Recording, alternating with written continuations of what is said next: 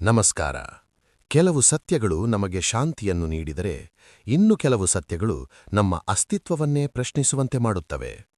ಆಚಾರ್ಯ ಚಾಣಕ್ಯರು ಬರೆದ ನೀತಿಶಾಸ್ತ್ರದಲ್ಲಿ ಕೆಲವು ವಿಷಯಗಳು ಎಷ್ಟು ಡಿಸ್ಟರ್ಬಿಂಗ್ ಆಗಿವೆ ಎಂದರೆ ಸಾಮಾನ್ಯ ಮನುಷ್ಯ ಅವುಗಳನ್ನು ಓದಿದ ನಂತರ ಜಗತ್ತನ್ನು ನೋಡುವ ರೀತಿಯೇ ಬದಲಾಗುತ್ತದೆ.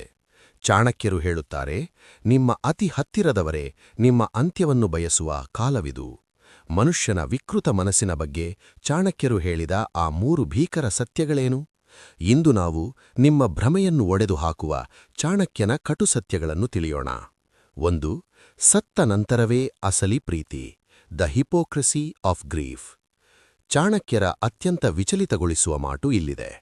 ಮನುಷ್ಯ ಬದುಕಿದ್ದಾಗ ಅವನ ಕಣ್ಣೀರು ಒರೆಸದವರು ಅವನು ಸತ್ತ ನಂತರ ಗೋರಿಯ ಮುಂದೆ ಸುರಿಸುವ ಕಣ್ಣೀರು ಕೇವಲ ಪ್ರದರ್ಶನ ಮಾತ್ರ. ಚಾಣಕ್ಯನ ಪ್ರಕಾರ ಸಮಾಜಕ್ಕೆ ವ್ಯಕ್ತಿಯ ಮೇಲೆ ಪ್ರೀತಿ ಇರುವುದಿಲ್ಲ, ಅವನಿಂದ ಸಿಗುವ ಸೌಲಭ್ಯಗಳ ಮೇಲೆ ಮಾತ್ರ ಇರುತ್ತದೆ. ನೀವು ಸತ್ತ ನಂತರ ಜನ ಆಡುವ ಹೊಗಳಿಕೆಯ ಮಾತುಗಳು ಅವರಿಗೆ ಹಗುರಾಗಲಿರುವ ಮಾರ್ಗವೇ ಹೊರತು ನಿಮ್ಮ ಮೇಲಿನ ಗೌರವವಲ್ಲ. ನಿಮ್ಮನ್ನು ಬದುಕಿರುವಾಗ ಗೌರವಿಸದ ಈ ಜಗತ್ತು ನೀವು ಹೋದ ನಂತರ ನಿಮ್ಮನ್ನು ಹೊಗಳುತ್ತದೆ ಎಂದರೆ ಅದು ಅತಿದೊಡ್ಡ ನಾಟಕ. 2.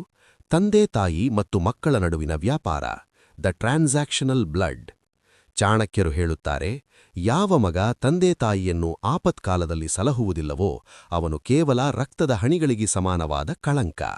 ಆದರೆ ಕರಾಳ ಸತ್ಯವೇನೆಂದರೆ ಕಲಿಗಾಲದಲ್ಲಿ ಮಕ್ಕಳಿಗೂ ಪೋಷಕರು ಒಂದು ಹೊರೆಯಂತೆ ಕಾಣುತ್ತಾರೆ. ಆಸ್ತಿಗಾಗಿ ಹೆತ್ತವರನ್ನೇ ಕೊಲ್ಲುವ ಅಥವಾ ಅವರನ್ನು ಬೀದಿಗೆ ತಳ್ಳುವ ಕಾಲ ಬರುತ್ತದೆ ಎಂದು ಚಾಣಕ್ಯರು ಅಂದೇ ಹೇಳಿದ್ದರು.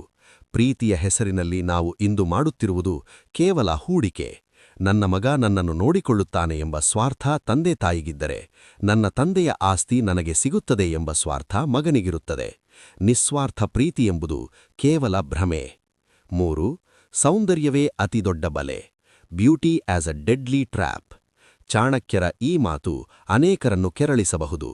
ವಿಷಪೂರಿತ ಹಾವನ್ನು ಹೇಗೆ ಅದರ ಮೈಮೇಲಿನ ಚುಕ್ಕೆಗಳನ್ನು ನೋಡಿ ಸುಂದರವೆಂದು ಕರೆಯುತ್ತೇವೋ ಹಾಗೆಯೇ ಕೆಲವು ಮನುಷ್ಯರು ಹೊರಗೆ ಸುಂದರವಾಗಿದ್ದು ಒಳಗೆ ನಿಮ್ಮ ನಾಶಕ್ಕೆ ಹೊಂಜು ಹಾಕುತ್ತಿರುತ್ತಾರೆ.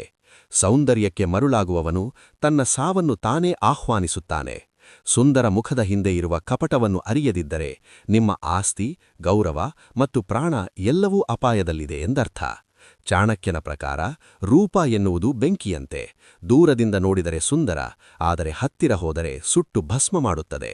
ಸತ್ಯ ಸದಾ ಕಹಿಯಾಗಿರುತ್ತದೆ ಮತ್ತು ಅದು ವಿಚಲಿತಗೊಳಿಸುತ್ತದೆ.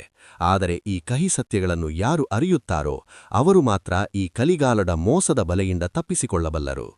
ಚಾಣಕ್ಯರ ಈ ಮಾತುಗಳಲ್ಲಿ ನಿಮಗೆ ಅತಿ ಹೆಚ್ಚು ನೋವು ನೀಡಿದ ಅಥವಾ ಅಚ್ಚರಿ ಮೂಡಿಸಿದ ಸತ್ಯ ಯಾವುದು?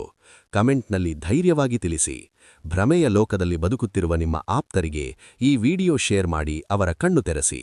ಸಬ್ಸ್ಕ್ರೈಬ್ ಆಗಲು ಮರೆಯಬೇಡಿ. ಸತ್ಯದ ಹಾದಿಯಲ್ಲಿರಿ.